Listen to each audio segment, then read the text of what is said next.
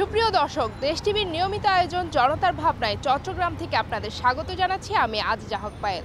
সমসাময়িক নানা বিষয় নিয়ে সাধারণ মানুষের মন্তব্য জানতে আমাদের এই অনুষ্ঠান সামাজিক, রাজনৈতিক, অর্থনৈতিক এই সকল বিষয় নিয়ে কি ভাবছে চট্টগ্রামের মানুষ, চলুন সরাসরি তাদের কাছ থেকে শুনি।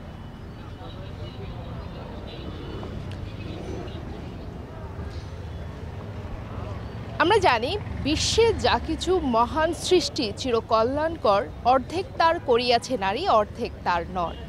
তাহলে কেন ধীরে ধীরে বাড়ছে সারা দেশে নারীদের হেনস্থা, নারীদের কোণঠাসা করে রাখছে? কারা করছে এবং কেন? চমৎকার একটা প্রশ্ন করছেন, সময় উপযোগী প্রশ্ন। সেটা সারা বিশ্বেই আপনি যে প্রশ্নটা করেছেন, সব জায়গায় নারী এবং নর, এই যে নারীদের যে বৈষম্যর শিকার সেটা হচ্ছে। বাংলাদেশে তা ব্যতিক্রম নয়। বাংলাদেশে একটা ইন্টারনাল গভর্নমেন্ট আছে, একটা সরকার জাগদাল পাথরের মতো দীর্ঘ 16 বছর চাপিয়েছিল জনগণের উপর থেকে। সেখানে ছাত্র জনতার আন্দোলনের মাধ্যমে সরকার যখন বিদায় নিয়েছে, নতুন একটা ইন্টারনাল গভর্নমেন্ট ক্ষমতা এসেছে, তাদের একটু সময় লাগতেছে। যে কী কারণে যে আমি বলতেছি এই যে পুলিশের যে একটা অবস্থান ছিল, সে অবস্থানটা ভেঙে গেছে, যার কারণে পুলিশ এখনও পুরোপুরিভাবে তারা কাজে আসতে পারেনি। এই সুবিধাটা, এই ব্যর্থতাটা তারা কাজে লাগাচ্ছে যারা দুষ্কৃতকারী, এবং এই সরকার সর্বোচ্চ চেষ্টা করতেছে যে কিভাবে এই দেশের জনগণকে ভালো রাখা যায়, কিভাবে করা যায়। যে এই যে রিসেন্টলি যে ঘটনাটা ঘটেছে, আপনি যেটা নিয়ে প্রশ্ন করেছেন, নারীদের যে আসলে বৈষম্যর শিকার হচ্ছে। আমরা নারী, পুরুষ এবং নারী দুইজন উভয় ছাড়া কেউ চলার এই পৃথিবীতে সুযোগ নাই, চলতে চাইলেও পারবে না, চলা যাবে না। আল্লাহর সৃষ্টি থেকে শুরু করেছে নর এবং নারী, যার থেকেই সৃষ্টি এই বিশ্ব শুরু, এই আদমজাত শুরু হয়েছে। কিন্তু আসলে নারীরা বৈষম্যর শিকার হচ্ছে বিভিন্ন জায়গায়, রাস্তাঘাটে, বাজারে, চলাফেরায়। সেটা যে দুঃখজনক। তবে এটা আস্তে আস্তে এটা আমরা আশা করব, এবং যারা আমরা পুরুষ রয়েছি, পুরুষ শাসিত সরকারে এই যে নারী ছাড়া যদি পুরুষ চলতে না পারে, পুরুষ ছাড়া যদি নারী চলতে না পারে, তাহলে কেনই বা তারা আমাদের মতো অবস্থানে তারা থাকতে পারবে না? থাকা উচিত। তাদের এই দেশের তাদের অবদান রয়েছে, শিক্ষায় রয়েছে, চাকরিতে রয়েছে, সব জায়গায় রয়েছে, ফ্যামিলির ভিতরে, সংসারে রয়েছে। যদি একজন পুরুষত্ব নিয়ে বাঁচতে চায়, বাঁচতে পারবে না নারী ছাড়া। একজন নারীও পুরুষ ছাড়া বাঁচতে পারবে না। আমাদের এই নারীকে মূল্যায়ন করা উচিত।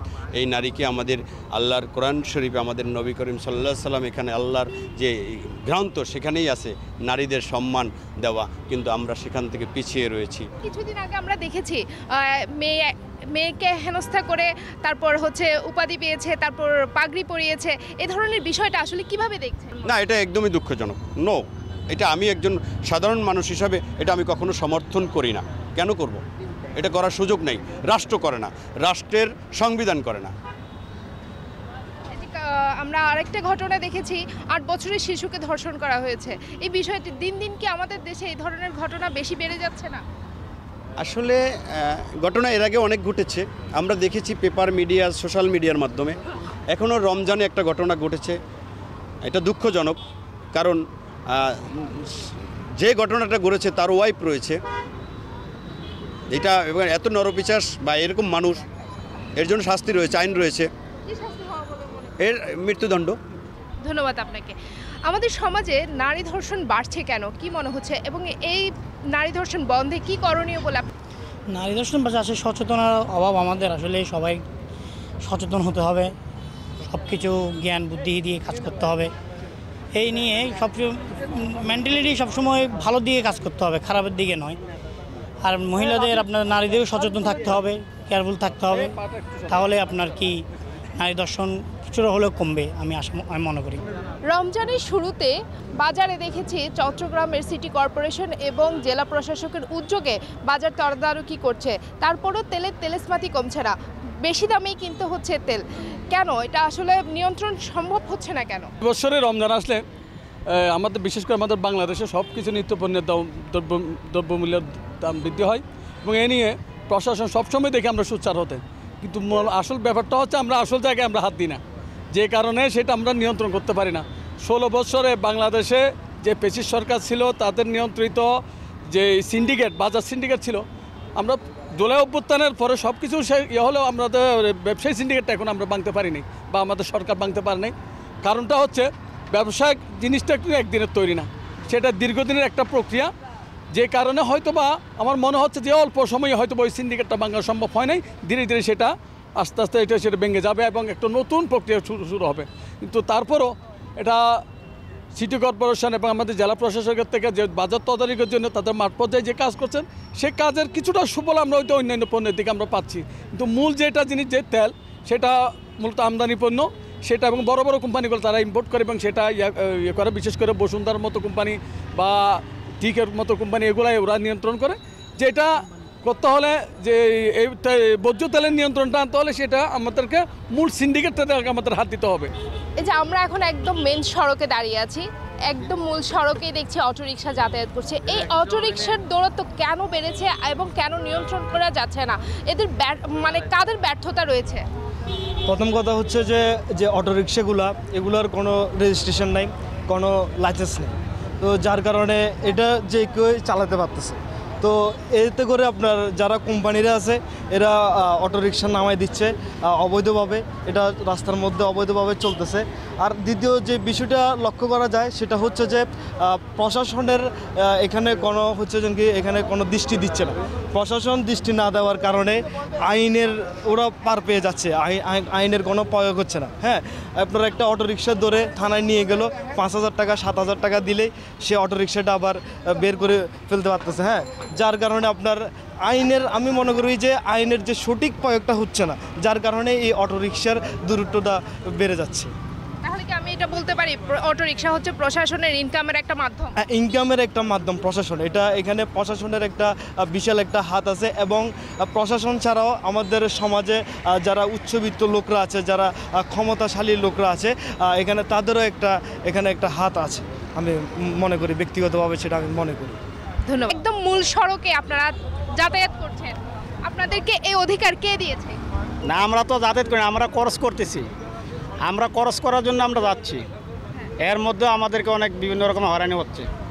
আপনারা হয়রানির শিকার হচ্ছেন। এই যে একদম মূল সড়কে আপনারা যাতায়াত করছেন, এটা কিন্তু সিটি কর্পোরেশন নিষেধ করেছে, এখানে অটোরিকশা চলতে পারবে না, তারপর আপনারা চালাচ্ছেন। আমাদেরকে বলা হয়েছে যে শুধু খরচ করার জন্য, আমরা খরচে করি। যেমন আমি শান্তিবাগ গেলাম, আবার চলে আসলাম। এই যে একদম মূল সড়কে আপনি দাঁড়িয়ে আছেন। এই তো আমি এখন এই মুহূর্তে আমি আপনার সাথে কথা বলছি মূল সড়কে। এখন আপনাকে দেখে আমি কিন্তু এখানে আসছি, তাহলে দেখে আসেন, এখন আমাকে আটকাই দিচ্ছেন। না না, আমি এখানে চলে যাচ্ছিলাম, আপনাকে দেখে এদিকে আসছি। ঠিক আছে, মেন সমস্যা অনেকগুলো অটোরিকশা দেখছি, এগুলো সবাই কি আমাকে দেখার জন্য আসছে? না না, এগুলো তো মাঝে মাঝে চলবে, কারণ আমরা যাবো কোথায়? আমাদেরকে যেহেতু আপনারা মেইন রোডে কেন চলবেন? এটা তো মেন রোডে না আসলে তো আমরা বাড়ামোড়ো কোথায়, আমরা ইনকাম দিব কোথায় থেকে? আমাদেরও ফ্যাট আছে, আমাদের সংসার চালাতে হবে না, তা আমরা কীভাবে দিব? আমরা ইনকাম দিতে 600 টাকা ইনকাম দিতে হয়, এরপর নিজের ইয়ে আছে, তো আমরা কি করব? না, আমাদের তো পেট আছে। আপনাদের যখন আটক করা হয় তখন পুলিশের সাথে আপনাদের চোর পুলিশ যে খেলাটা হয়, খেলাটা একটু বলবেন? হ্যাঁ, আমাদের হইলে আমরা বলি স্যার গরিব মানুষ আসছি, আমাদেরকে ছেড়ে দেন না। ওরা বলে যে গরিবদেরকে তো বেশি বেশি দৌড়ি বেটা। এটা আমাকে বিশুদ্ধবারে ধরছে, 500 টাকা দেওয়ানো ছাড়িয়ে দিছে, 500 টাকা দিয়ে ছাড়িয়ে ব্যাপারে বেড়া থেকে ধরছে। আপনি 500 টাকা দিয়ে উদ্ধার হয়ে 5,000 টাকা ইনকাম করেন, এটাই হচ্ছে এখন না, 5,000 করতে আমরা তো কত ইনকামে কত 400-500 টাকা পাই, ইনকাম দিয়ে 400-500 টাকা পাই, এতটুকু তো এটাই চলছে আপনাদের এইটা দিয়ে সংসারটা কোনো রকম চলতেছে আর কি, সাথে এভাবে চোর পুলিশ এইভাবে খেলা চলবে। তো কি করব? Okay, thank you. ওরাও ধরবে, আমরাও যেভাবে চলবে। দর্শক, জনতার ভাবনায় নিচ্ছি ছোট্ট একটা বিরতি।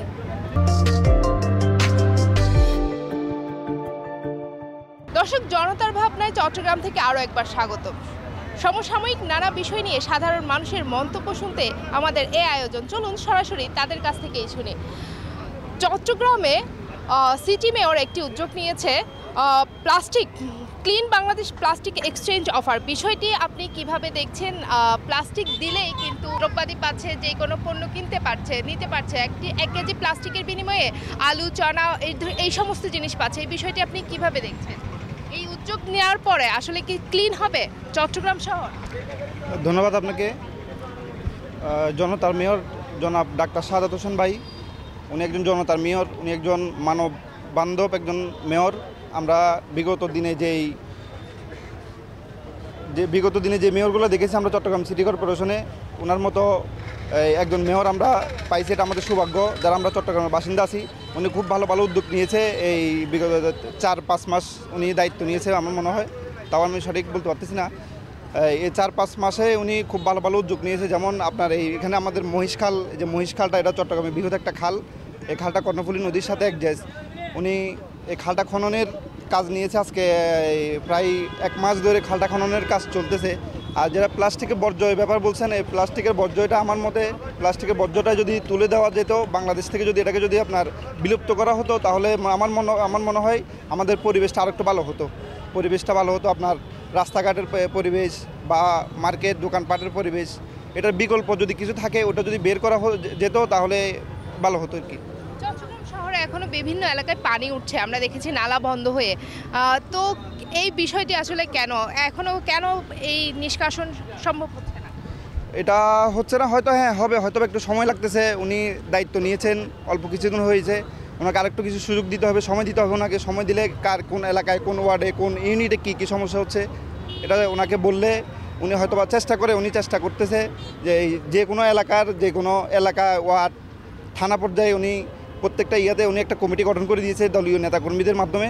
কোনো আপনার নগরের যেহেতু যারা নাগরিক আছে, যারা ভোটার আছে, ওনাদের যেহেতু কোনোভাবে যাতে কোনো সমস্যা যেহেতু না হয়, এটা নেতাকর্মীদেরকে খেয়াল রাখার সাহাদ ভাই একটা অনুমতি দিয়েছে, সবাইকে একটা ইয়ে করে দিয়েছে, এখানে একটা কমিটি করে দিয়েছে সাহাদ ভাই। ধন্যবাদ আপনাকে। যে যতটুকু শুনছিলাম, বর্তমান মেয়র অনেক উদ্যোগে নিয়েছে চট্টগ্রাম শহরটিকে ক্লিন সিটি করার জন্য। তবে বিগত যে সরকারের যে মেয়র ছিলেন তিনি নানা সমস্যায় জর্জরিত ছিলেন। তা একটু বৃষ্টি হলে যখন পানি উঠত, ওই কোমর পর্যন্ত, গলা পর্যন্ত পানি দেখা যেত, তখন কিন্তু মেয়রের বাসায়ও পানি ঢুকতে দেখা গিয়েছে। এই সকল সমস্যা নিয়ে এই মেয়র অনেক প্রশ্নবিদ্ধ ছিল। এখন দেখার বিষয় সামনে বর্ষাকালে সিটি মেয়র ডাক্তার শাহাদাতকে কতটুকু প্রশ্নবিদ্ধ করে। এখনও নিম্ন মধ্যবিত্তের নাগালের বাইরে কেন, সেটা তো আমরা নিজে বুঝতে পারতেছি না। চাউল কিন্তু অতীতে কিন্তু অনেক কম ছিল, যেটা 60 টাকা ছিল এখন এটা 80 টাকা, 75 টাকা, 100 টাকা পর্যন্ত চালের কেজি হয়ে গেছে। যে তেল ছিল 160 টাকা, এখন এটা 200 টাকা, 220 টাকা, এবং সব কিছু তো দাম বাড়ছে। কেন বাড়ছে সেটা আমরা নিজেরা বুঝতে পারতেছি না। কি সমস্যা মনে হচ্ছে, কিভাবে করলে এই জন্য তো অনেক তদারকি, না এটা তো জেলা প্রশাসক অনেক তদারকি করছে, আসলে কমছে না কেন, কি মনে হচ্ছে? এটা তো কি করেছে, কেন কমতেছে না? এরা কেউ বলছে, ব্যবসায়ী বলতেছে আমরা ওখান থেকে বেশি দামি আনতে আসি, এই জন্য এখানে কম দামে কী করে বিক্রি করব, আমাদের দ্বারা সম্ভব না। কিন্তু আসলেই এখানে সুস্থ গণতান্ত্রিক সরকার না বসা পর্যন্ত এদের দ্বারা সম্ভব না, কারণ এরা নিজেরা দুর্নীতিগ্রস্ত হয়ে গেছে। কথা বলছেন, এইটাই হলো শেষ কথা। ধন্যবাদ জানাই দেশ টিভিকে আমাদের কাছে আসার জন্য। চাউল যেভাবে দাম বাড়তি, অতীতে আরও কম ছিল, এখন যেভাবে বাড়তি গরিবরা কী খাবে? ওই জন্য আমরা চাই চাউলের দাম আরও কমক। অনেক দিন মজুরি কাজ করে, ওরা কিনতে পারতেছে না, ঠিক মতো খেতে পারতেছে না, আমরা চাই আরও কমক দিন মজুরি। আচ্ছা, বাংলাদেশের রপ্তানি নীতি অনুযায়ী বাংলাদেশ থেকে চাল এক্সপোর্ট করা একদম নিষিদ্ধ। এটা কিন্তু আমরা অনেকেই জানি না। বাংলাদেশ থেকে কোনো সুগন্ধি চাল অথবা যে কোনো ক্যাটাগরির চাল বাংলাদেশ থেকে নিষিদ্ধ। কিন্তু দেখা যায় কি, বাংলাদেশ থেকে প্রতিনিয়তই বাংলাদেশ থেকে চাল কী হচ্ছে, কাস্টমস এবং সরকারের যোগসাযোগে এবং কাস্টমস কর্মকর্তাদের কি ঘুষ খেয়ে বা যে কোনো উপায়ে বাংলাদেশ থেকে প্রচুর পরিমাণ চাল বাংলাদেশ থেকে নীরবে এক্সপোর্ট হয়ে যাচ্ছে, কিন্তু সেগুলো আমরা জানি না।